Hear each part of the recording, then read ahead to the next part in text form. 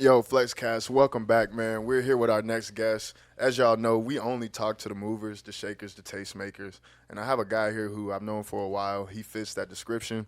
I want you to introduce yourself and tell people exactly what you do, and we're going to get right into it, man.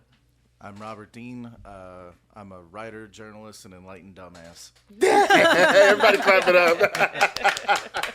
That's a great explanation, man. I like that. So, personally, how I know Robert was the editor that used to annotate my papers for the comedy company that I wrote for.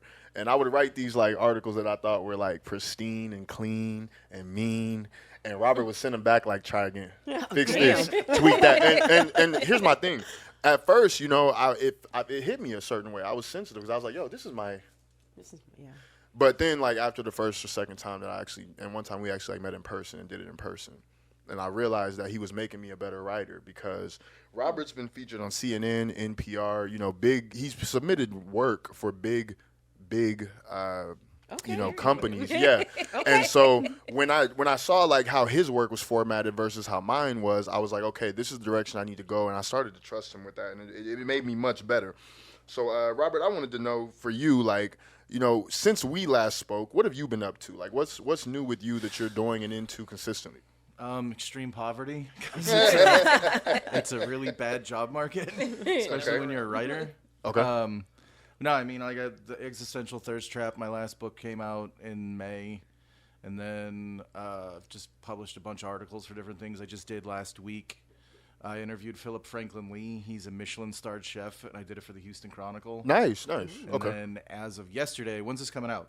This will come out this week, later this week, Thursday. Well, hopefully it's all finalized, but I took over as managing editor of Hussy Magazine as of this week. Oh, wow. Hey, let's clap it up for that. That's good. No, that's a popular mag. No, that's a popular mag, for sure. What about, I know me and you both like comedy. Any new comedians you're digging right now? In town or period? Period. Just like people that you're a fan of right now in comedy. I think in terms of like, in town, Leonardo Gioni's the best female comedian because everybody's on the fucking cutting board. Okay. Doesn't matter what fucking walk of life you come from, you have a target on your back. Okay. And she loves like ripping dudes down, so it's really funny. Leonardo, say it again? Leonardo Gioni. I have to check her out. And she is a fucking monster. Like, just dudes, she just fucking motherfucks them, and it's hilarious. She'll just be like, you're such a pussy. And just like, she'll be like, she's just always like, there's no masculine men. What are you guys doing? You're all like, and she just will use every slur in the book to describe men, and it's so funny. So she's off the wall. Oh, yeah. Okay. She's really good. I mean, Cam Peterson has his moment right now. Okay. Like, Cam's so funny. He's the one that got, did you guys ever hear him? He's a kid that got that, he was on Kill Tony. Okay. And they did like the big Kill Tony, what was it? The summer, it was the 1 year anniversary or whatever. It was the 10-year anniversary show at the Paramount. And so it was like Rogan and Segura on stage, and like he was there, and like he was with all the regulars, and he's like, I'm not retarded, but I like rocks. That dude. That's him. Yeah, he's here in town. I seen it, and it was funny. Yeah, he's here in town, and what's cool is a lot of comedians, like, he ran with that and did it the right way, where, like, he had that moment, and, like, people helped him because he was genuinely funny. Like, that dude's comedy is, like, not safe, that I really appreciate, because, like, New York and L.A. is soft as baby shit, as far as I'm concerned. For comedy? Yeah, everybody's a pussy. It sucks. Okay. But, like, here in Austin, because you have to compete with the best of the best and all the people who bailed on the coastal cities to come here, you can be raw as fuck, and it's awesome because Cam, he's like old Eddie Murphy. Like, that's what his style is. Okay. Like, that kid's more, like, he's only been doing comedy for, like, 3 years, and he's riffing, like, Bernie Mac and Eddie Murphy, and he's like 20-something years old. Like, he's just funny as hell. I'll just check him out. And so that kid, like, everybody kind of recognized that. Like, David Lucas took him under his wing, and like David Tony Lucas. and let all them, or like he's coming up with them, and it's really cool to see. And then you have Holtzman here, which Holtzman is like, oh God, Brian Holtzman has like been doing comedy for like 40 years, and he's absolutely like, he's everyone's favorite comedian, but you can't. He did a special and like, you're going to be offended. Like, everyone's going to be offended, but you come out of it like, I don't know what I just watched. I feel like that was like an exorcism, but I'm so happy I did. It's like, he crosses lines, man, that are just like, I've seen people like legit just go ghost white because the shit he'll say. Yeah. And then he'll bring him back, and like people are walking out like, I should be really mad, but that was really funny.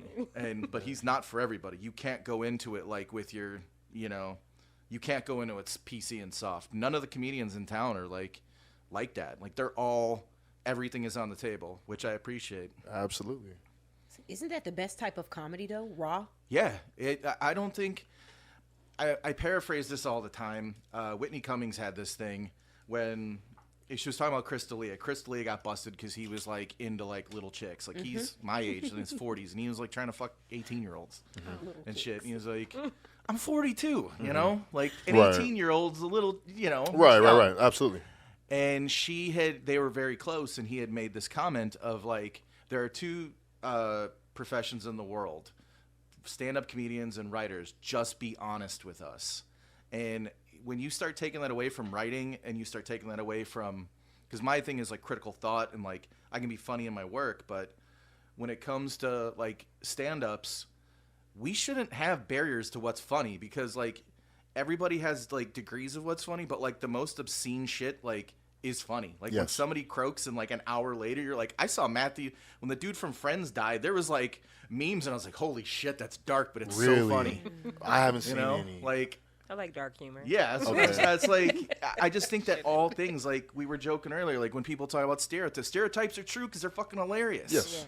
Yeah. You know, it's just people got so soft and like scared to hurt other people's feelings. But of all the places I've heard this, and it's wild that I'm even referencing her, Candace Owens was on Bill Maher, and they were like talking, and it's a great conversation. But she was like, I feel like if you and I, if we're two totally different kinds of people and we can talk shit and like that makes us closer because we're laughing at each other's expenses and we come out of it feeling like we know each other better than me putting on the safety being like, so how's it going? And you guys have no bonding moment. I like that. True. And I like Bill Maher. So that's It's a very good episode. They I'll have to like, check it out. they agree on a lot of stuff because there's like a whole delineation of people left and right. And I think most people are kind of like right here right now. Everybody's like, can we just stop having endless wars and fix fucking the economy? Yeah, fact. Like, I think we can all agree that everyone's really tired of going to the grocery store and spending $80 on 2 bags of shit. Yeah. No, Yeah. fact. Yeah. A Snickers bar is $3 right now. That is wild. Ridiculous. We don't have the dollar menu, got a value menu. Yeah. the dollar store ain't even. It ain't It ain't even the dollar Ain't the dollar store no more. Not at all. So, and earlier you spoke about your book, The Existential Thirst Trap. Yes, ma'am. And it's a 5-star rating book on Amazon. Let's clap it up for that, man. That's not. Right? That is not easy to do. People pick stuff apart online. That's very true. Talk to us about why that subject matter is important. It's a collection of essays. It's like everything from I got divorced, going through the pandemic, like through a divorce. Like I grew up on the south side of Chicago, and so like there's references to that. I lived in New Orleans 5 years after Katrina before I came here, because I've been here as of last week. I've been in Austin for 10 years. Nice. And but it's like that, and like just observations on life of like I've been through shootings, all kinds of wild shit, and one of my best friends killed himself. Like there's like a balance between like the heavy and then being funny. So there's like funny story, heavy story. Like there's one where I talk about why fucking pie is better than cake, because cake's disgusting. What? Dude, Cake is sucks. bread. Cake is always Cake is better. bread. You think cake is better than pie? I I like don't cake. even eat pie. I like Really? cake. But I like both. I don't eat But pie. I like cake. Cake But has like bread. cake is like drywall, man. That shit is like Nah, not Well, I the, think not you the just right been getting the Have you ever wrong had cakes, wedding that's cake? all. I was going to say, you ever wedding been- cake is perfect. Wedding cake is Yeah. amazing. Bro, you ever Yeah. been to a birthday party? They got tons of that shit. Nobody wants it. That's because they mamas is cheap. I agree. Cheap cake is Cheap awful. cake is Yeah. always Cheap cake worse. is awful. You got I to know agree. where to get it You gotta from. But if you spend got a little good money. like nothing bun cake or like Okay. Even Like- Sam's got a bomb-ass Yeah. cake. Right, but like that ain't like pie though. Pie is like what you go to a restaurant and they're like, yeah, we got cake, but you're always like, but you got that a la mode with the ice cream and shit. And it's all okay, but you warm. got to add ice And cream to like- make pie lit. Dessert. You want dessert. Okay. So there's like a lot of different things. Okay. There's takes like that, and like I said, it's goes from like I said, your friend killing himself to that kind of shit. I There's like that. I tried to make it for people that don't read. There's like. I think there's this collection of people that'll have like 5 books on their shelves that necessarily aren't readers, but they're like, that was one that hit with me. Okay. You know? So I always wanted that book to be like that. I want all my books to be like that. Okay. Nice. So what is your creative process like, and how often do you write for publishing? I write every day, and my creative process is get fucking wasted and get into trouble, make notes about it, and then hope that I come out of it on the other side. No. What? Okay. They say creativity is best in mess. So hold on, let me run that back. Get fucked up. Get in trouble. What kind of Get in trouble. Just depends on what we're doing. Give me an example. Because I want to see if I can be creative. With Okay, would you like to know a story Yes. that's going in the next book? Okay. We let's like do it. Gather Yes, around, yes, children. yes. Let's do it. Here's a story that's going in the next book. So, Existential Thirst Trap is this essay collection. The next one I'm writing right now is called Sad Clown, because I like to have fun and we'll go out all night. And I'm a psychopath. It's like literally, if you're like, let's go get drunk right now, and I'm like, let's go get tattooed. I'll get your names tattooed on my ass. Like I'm that person. dead. Oh, gosh. Like, I just don't care. Okay.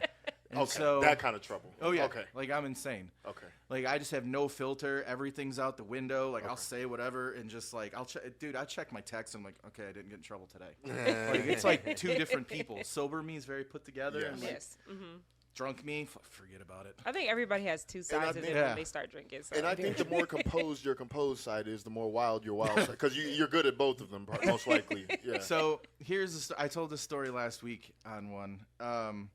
I was at home visiting in Chicago, and I was still living in New Orleans at the time. This was before I was married, and my friends were tattooing at this place called, what was it, Tattoo Candy. It was way north side Chicago. And so they're a tattoo can, and across the way was a bar called the Teddy Bear Lounge.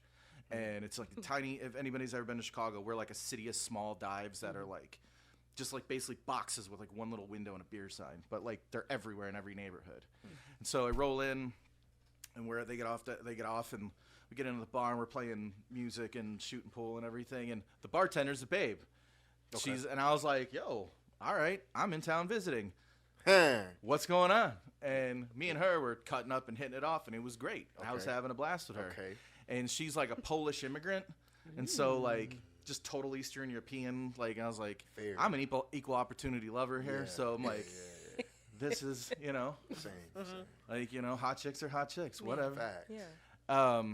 So we were talking and everything, and getting through the night, and like my friends are wrapping it up, and Chicago like bars go to like 4 a.m. And so I was like, what are you guys doing later? And she's like, I'm going to go out and have a drink later. And my best friend was with me, one of my two best friends. And he was like, let's go fucking out. And I was like, yeah. I was like, where do you want to meet up? Let's go out. Let's go to an after hours bar. Because they're everywhere. It's Right. not Yeah. like here where you have to like find a sketchy. Yeah. We have bars that open at 1 o'clock in the morning in Yeah. Chicago and are open till 5. Yeah. And so, and we're going. So I don't know the north side all that well because I'm from the south side. It's like two worlds. Yeah.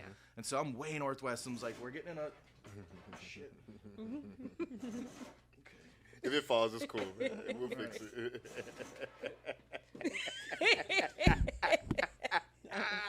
Flexcast. You put it on the ground. Yeah, put it on the ground right next to you. There you go. But no, like we all agree that we're gonna meet up. I was like, I'm coming. I'm telling you, I'm coming up there. And she's like, all right, cool. I'll see you when you get off. So me and Brian jump in a cab. This is pre-Ubers. So we jump in a cab, and we drove. It's like 20 minutes north down to Milwaukee. And we get there, and I roll in, and it's like a bar in a strip mall. And I roll in, and like she sees me, I see her, and like it's literally one of those like record scratch moments. Okay. Because we are in like a Eastern European mafia bar. Really? And like it's all dudes in tracksuits and shit as big as me, and motherfuckers be looking like seriously icy, and like it's like straight up like the music you can think of, and you're like all the shit, and the guys look like psychopaths. Okay. Me and Brian are like, what the fuck, dude? How did we get here? Is she the plug's And daughter she or comes up something? to me. She comes up to me, and I was like, "Let me get a drink." And they're like, "No drink for you." And I was like, "Whoa, dude." Well, I guess I'm not I'm in the drinking. wrong bar. And so like I go up to her, and she's like, "What are you doing here?" I was like, I don't know. You told us to come here to come and like hang out. I thought this was a thing. And she's like, I didn't think you were gonna come. I thought you'd know the name. I go, I'm from the South Side. Mind you, for record, I'm from Canaryville. Have anybody ever seen Shameless? I was just Yeah, about this. That's what I'm yeah. thinking of in my head Shameless the is whole based time. on my neighborhood. I love Shameless. So like the entire South Side is basically like in the city side. There's like Black and Mexican neighborhoods, and there's like the one Irish working class. That's where I'm from. Okay. Wow. So like everyone's either like a criminal or a cop or a bricklayer and shit. And so like where I'm from is like gnarly. Like we're all 100% Irish and fight and shit. And it's like you're just brought up to not be scared of anybody. Right, And I'm right. like, what it is, dude. You know, like. Right. But I'm like me and my friend. It's like an army of two against like Against the- literally Yeah. scary Russian dudes. And so he starts yelling at her They in can fight, Russian, and too. she starts barking back at him. And he was like, and mind you, I'm fucking hammered, like hammered. And me and Brian are like, we got to get the fuck out of here, dude. We are far away from home. And so he looks at her and he's like, we're going now. She's like, he said we're leaving. And I go, we're going to get a cab. She goes, no, I will take you. And we were like, what the fuck, dude? Like, it wasn't like you could get a cab and wait outside. No, it was get in the fucking get in car. the fucking car. Yeah. People Yeah, give dude. you an option. No. You went? Oh, yeah. We didn't have an option. You have a choice. I'm running. So you ain't. I didn't know where I was going. Mind you, it's like 4 o'clock in the morning. Oh, I'm shit. hammered in a totally I'm 40 minutes from the south side, dude. Okay. I'm not in familiar territory. Okay. This is like the Warriors at this point. Right. And real dangerous shit. Homie is like, we get into like his Mercedes. He's up here, she's down here. Mind you, I'm hammered and I talk shit to everybody when I'm drunk. And so like we're down here and they're barking at each other in whatever language. And he reaches over into the glove compartment. I'm like, Yuri, please don't kill us. We're just trying to have fun. And homie did not like that. Oh. And so he gets in the car, dude, and like just rams it like 100 miles an hour down through just city streets, not like country roads. These are city of Chicago streets, just through red lights, everything. And we were like, holy fuck, dude, we're gonna die. And they're screaming at each other, and He's mad she bought people there. Oh yeah, most 'cause likely. he's pissed because like Yeah. we're not them, and it was a whole deal. And so Y'all like, I'm done looking at, blew up the spot. and me and Brian are like, what do we do? And because he lives in a neighborhood called Logan Square, which is like north side, but like still 20 minutes away. And I'm like, dude, you live near Lalo's. It's a 24-hour taco spot. When he gets near it, if he stops at a car, because he's like, I was like, the minute he stops, because I checked it, I went just to see if the child lock was on. You know, I'm like, when he stops, dude, we are running out of this fucking car. And he was like, bet. And so, like, as soon as he stopped, we ran out of the car right there and ran into the taco spot and fucking hid. We seriously, 2 dudes in the stall just, like, hid there for 45 minutes. That's crazy. The 2 of us, like, were like, And nobody found y'all? huh? Nobody came looking? Nobody came So looking. he, and so he I must have just considered it y'all got and away. so I texted her later. Because I just had to follow up. I was You like, what still looking for the... no. I was like, what the fuck happened here? Oh, okay, Like, got you. and I like texted her, and she was like, "Yeah, I'm married." Yeah. And like, and it was like She an definitely immigrant knows him. married brought She her definitely over. knows him, yeah. And I was like, "Damn!" And so that was that story. You know how to Let's pick go him, in the Robert. next You know how to book. pick him, Robert. Well, I'm happy y'all tucked and rolled. Yeah. Yeah. Hey, real quick, Robert, tell people where they can find you on social media, man. At literally Robert Dean on Instagram, and I'm on Facebook. And that's it, because I hate social media. And if I didn't have this job, I wouldn't have it. And if you guys want, I highly suggest you guys get on Amazon. His book has 5 stars for a reason. Existential Thirst Trap. We'll put the link to it on the screen here. I want you guys to check it out. Leave a rating, man, because this is a guy who's here in the city, and he's doing some really impressive things with his writing. Did you have any last thoughts or anything, man? Are we done then? Yeah. Unless there's anything else you want to say to the people, man. They're here. They're listening. Usually, going in last thoughts, I always have one thing I always like to say is the world is a really ugly, fucking weird place. Do something kind for someone tomorrow. Yeah. Be nice. It costs you nothing. Just be kind, because people are just eating shit right now. So if you can do anything in the world to like make someone's day by a small gesture, a text to a friend, or even giving the homeless dude your half-drank water, that stuff matters right now. Hey, everybody clap it up for Robert, man. Y'all don't go anywhere. Flexcast, we'll be back with our next guest. Yeah.